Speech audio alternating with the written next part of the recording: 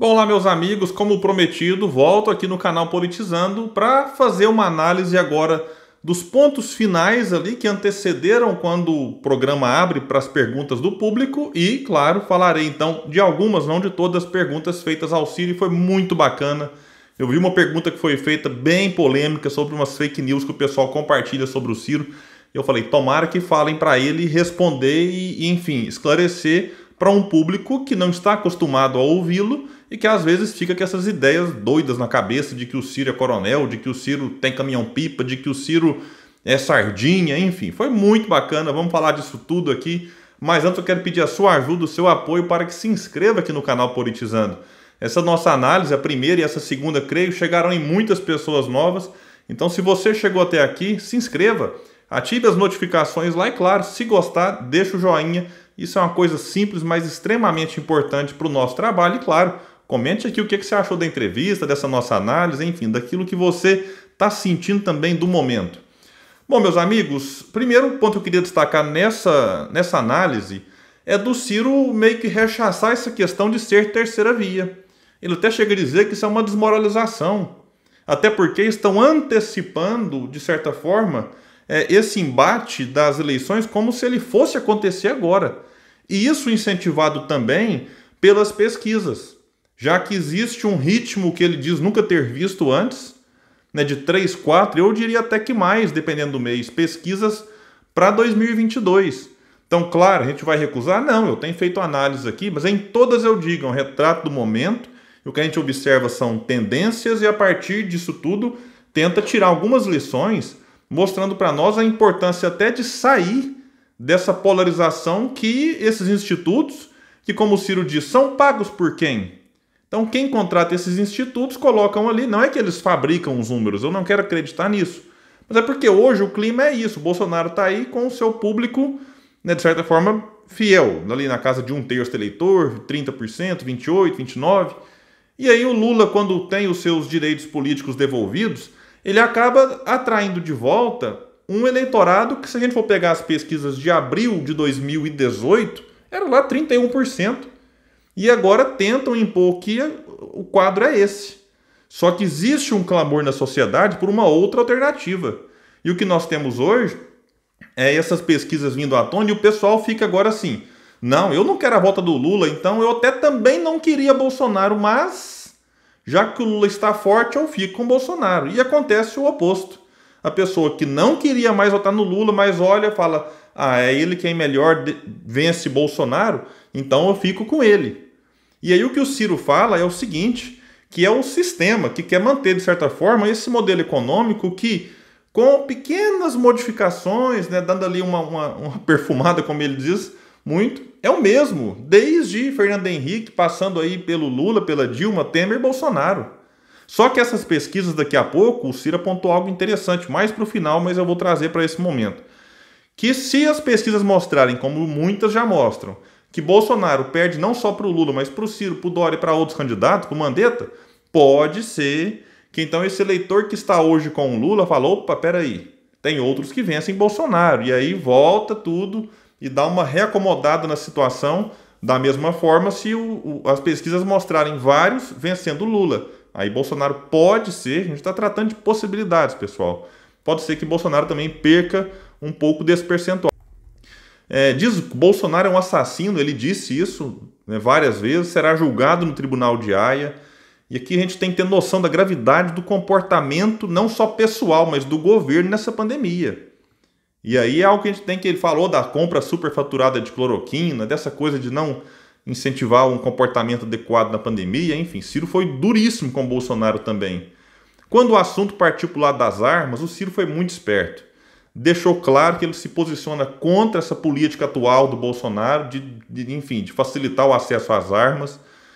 Mas assim, ele deixou claro que por ele, né, não se tinha armas circulando como nós temos hoje. Citou o exemplo, isso foi genial, do Bolsonaro com uma arma na cintura, assaltado no Rio de Janeiro, entregou a moto e a arma. E aí você tem mais uma circulando no Rio na mão dos bandidos. Mas o Ciro não se estendeu muito sobre isso. Ele disse, olha, eu compreendo com todo respeito, porque ali o Monarca e o Igor parece que são favoráveis à ideia, eu não os acompanho muito, então não posso afirmar. E ele fala, não quero tratar isso como centralidade.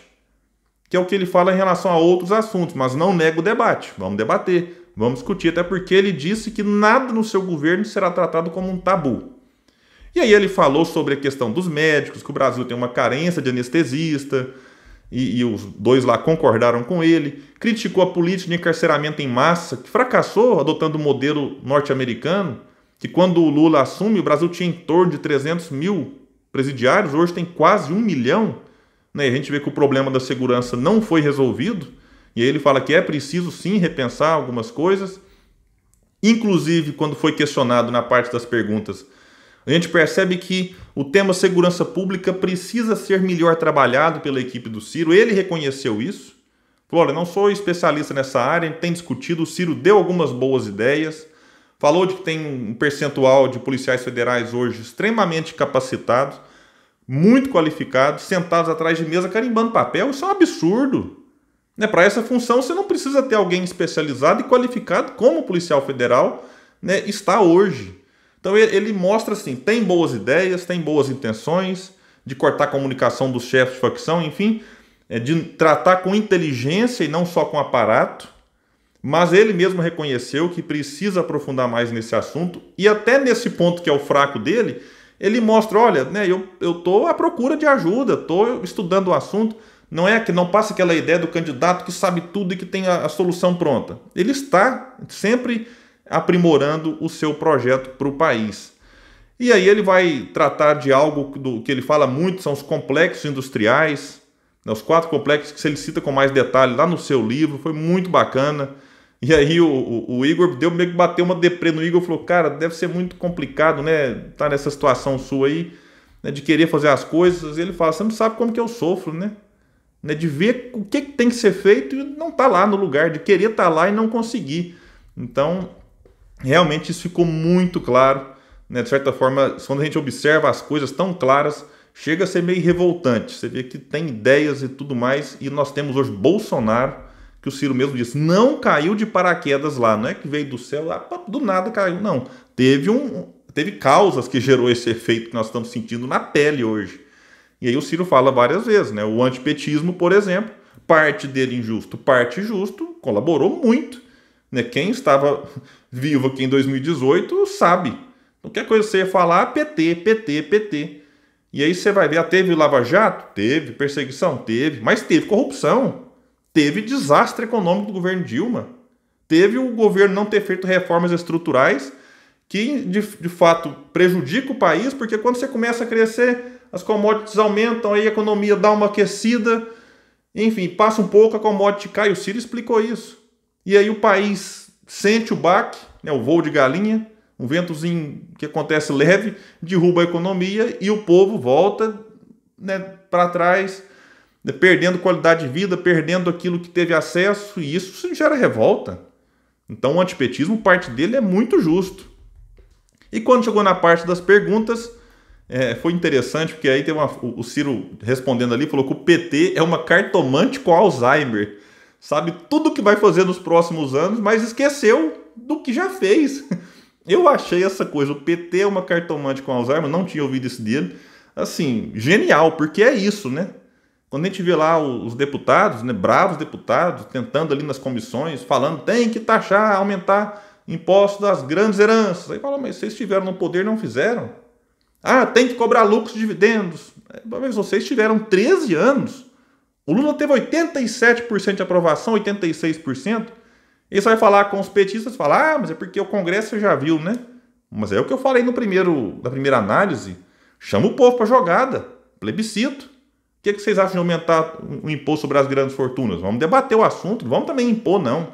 Vamos provocar o debate na sociedade. E aí, questionado, um cara mandou lá, acho que é Murilo, falando que ele é o Sardinha, perguntando sobre o SPC, criticando que ele é o Biden, enfim. E aí o Ciro deu uma resposta, coronel, genial. O Ciro virou e falou assim, Sardinha é o nome do Eliseu Padilha na lista da Odebrecht. E os filhos do Bolsonaro, bandidos que são, disseram que sou eu. E aí o Ciro falou com muita tranquilidade, eu nunca respondi por um mal feito na vida. Nunca, nem uma única vez. E aí, na questão do coronel, eu sou coronel por quê? Quantas rádios eu tenho? Quantas TVs eu tenho? Você já viu o coronel apostar em educação e chamou o cara de babaca?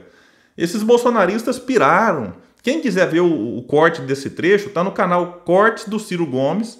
Eu vou deixar o link aqui na descrição e também no comentário fixo.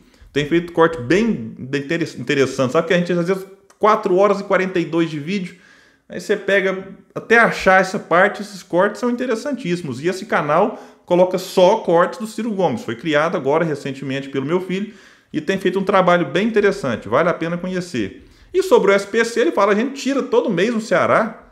Isso é para salvar o motor principal da economia, que é o consumo das famílias. E ele tinha falado que a lógica do juro é um negócio impressionante. Esse dia eu mostrei para meu filho aqui em casa, a minha fatura do cartão foi aqui, se eu não pagar em dia. Quase 200% de juros ao ano. O cara compra um negócio por 100, daqui a pouco tá R$1.000. Então é a coisa mais lógica e simples de entender essa questão do SPC. Mas tentam zombar, tentam desqualificar, enfim. Inventaram que eu tenho empresa de carro-pipa. Essa aqui é uma fake news que circula muito. De que boicotou a questão da água no Nordeste, no Ceará, porque ele tem empresa de carro-pipa. E ele fala, é mentira, nunca tive empresa. Na verdade, foi o Ciro que tirou a transposição do São Francisco do papel. Agora, não dava para esperar que o Ciro fosse concluir aquela obra em 4 anos, que ele ficou no Ministério da Integração Nacional. Então, assim, o planejamento mostrava que demoraria mesmo.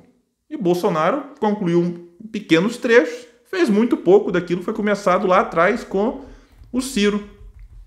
E aqui mais um outro detalhe que a gente vai ter que trazer. Um bolsonarista arrependido mandou uma pergunta, disse que votou no Bolsonaro, está arrependido, que pesquisou, viu que o Ciro tem um projeto bom, pesquisou que os números que o Ciro cita de fato são verdade. Aqui deve ter uma pinicadinha no Monark, né? Como eu disse na análise 1, tem um vídeo dele aí com o Rolandinho em que ele fala que o Ciro joga um tanto de número e que tal. Então esse internauta foi bacana porque ele mostrou que pesquisou e confirmou. Aí o Ciro diz que entende ele, a reação do Ciro desse foi muito diferente do que ele teve com o outro que veio com o negócio de coronel, de sardinha. Aqui ele diz, meu irmão, eu entendo sua decepção, tal. Falou da questão da decepção com o que o governo anterior entregou. E aí ele fala sobre os números, eventualmente eu erro. Às vezes eu falo 370 milhões é o preço que o BTG pagou na carteira de crédito do Banco do Brasil, que valia 3 bilhões. Alguém vai lá e fala, não, foi 368. Fala, mas também não precisa ser tão exato assim. Mas muitos desses números são exatos. Tanto que o Igor disse que os que estão no rodapé do livro, Projeto Nacional Dever da Esperança, o Igor conferiu e eles estão realmente corretos. Sobre a Marília Reis tomar uma rasteira, ele falou, Marília Reis é uma boa pessoa e deve se precatar. Olha, ele elogiou a Marília Reis. E tem muita gente levantando a possibilidade, quem sabe, dela se sentindo traída de novo em 2022, quem sabe dela migrar para o PDT. Eu acho difícil, mas em política nada é impossível. Ele falou que ser honesto não é vantagem. Até o Igor assustou, mas como assim não? Você falou porque é obrigação ser honesto. Aí o Igor falou, mas nessa situação diante desses dois, aí o Ciro confirmou, né? Sempre muito bem humorado, gente. Essa entrevista, esse bate-papo, tá ficando complicado, porque eu coloco um título assim, Ciro concede a melhor entrevista. Aí, de repente, ele dá outra que foi melhor. Então, isso aqui eu nem falei nada, só coloquei Ciro no Flow, análise. Porque, senão, a gente fica até meio cansativo de dizer que ele está melhorando a cada entrevista. E aqui, 4 horas e 42, ele teve tempo, né, de explorar realmente muitos assuntos. E quando perguntado sobre o Ceará e tal, ele, claro, colocou ali as glórias do Estado, mas ele reconheceu, não é um Estado perfeito. Tem falhas na segurança, por exemplo, que eu disse que é uma coisa que ele precisa melhorar também no projeto dele para presidente, mas o Estado do Ceará enfrenta, como muitos outros, a questão das milícias, das facções, e ele reconhece isso. E que diz que o Estado do Ceará é um dos mais pobres do Brasil. Questionado sobre a questão do socialismo que ele disse que implantaria, ele negou, falou, nunca fui adepto do socialismo real. Então ele vai dizer que o Estado de êxito precisa de um Estado forte, né, e também de uma iniciativa privada forte e uma universidade forte. Ele defende isso no livro. Então, o que acontece aqui nessa história do socialismo? Fizeram um recorte muito mal feito, muito mal intencionado, um bate-papo dele com o Caetano Veloso, e aí o pessoal recorta só esse trechinho de 45, 50 segundos e divulga como se o Ciro estivesse defendendo o socialismo real aplicado no Brasil, e não foi isso. Mas, foi sim, então tá. Você quer acreditar no passado? Então ouça o que ele disse agora. Não é adepto e nunca foi adepto do socialismo real. Está lá agora nessa entrevista para quem tinha alguma dúvida. Ciro apresentou seu currículo, falou sobre ser aprovado em todas as administrações que ele teve, aí ele brincava, busca no Google. Abriu mão dos privilégios que teve, das pensões que teria direito, daria a ele quase 80, 90 mil reais por mês, imagine. Você abre mão de 1 milhão por ano, porque ele considera isso, apesar de serem legais, ele considera todas elas imorais. Fez um alerta de que pode ser que em 2022, não sabemos, mas Lula e Bolsonaro, caso cheguem lá e se candidatem realmente, como está pintado hoje, pode até, combinarem entre si de não participarem dos debates. Eu não tinha pensado nisso, eu sempre pensei num ou no outro, mas nessa combinação aí é a gente ficar atento. E teve o convite renovado para que volte no Flow em julho do ano que vem, e aí deve ser sensacional. Você vê ali perto das eleições, o Flow que convidou todos os candidatos a prefeito de São Paulo para ir lá. Então talvez eles façam isso o ano que vem com os candidatos a presidente. E o Ciro disse uma frase uma hora que eu peguei para trazer para o final, quando ele disse: eu quero uma chance porque eu sou treinado. Não pensem que é autoelogio, não. Mas é que é preciso também me exibir um pouquinho, e disse assim, muito bem-humorado. Então é alguém que está pensando em ser presidente, tentando desde 2002, mas eu acredito que o Ciro, quando ele começa na política e percebe os êxitos e como é possível, através dela, modificar a vida das pessoas, é alguém que recebeu o prêmio na Unicef por combate à mortalidade infantil, num trabalho iniciado pelo Tasso Gereissati, ele reconhece. Então é você ver que a política atuando na vida das pessoas, isso deve ser fenomenal. Então ele é alguém que está treinado, né, em outras experiências, né, tem assim uma aprovação naquilo que fez extraordinária, tem uma vida limpa, então ele se apresenta como um possível candidato, já que ainda não se pode afirmar candidato, para 2022. E aí, eu vou deixar aqui os links de tudo para quem quiser assistir, vale a pena. Agradeço por estarem aqui com a gente no canal Politizando, e quem não se inscreveu, se inscreva, ative as notificações e, claro, gostou? Manda o joinha para cima, que isso é importante para nós. Valeu, pessoal, até o próximo.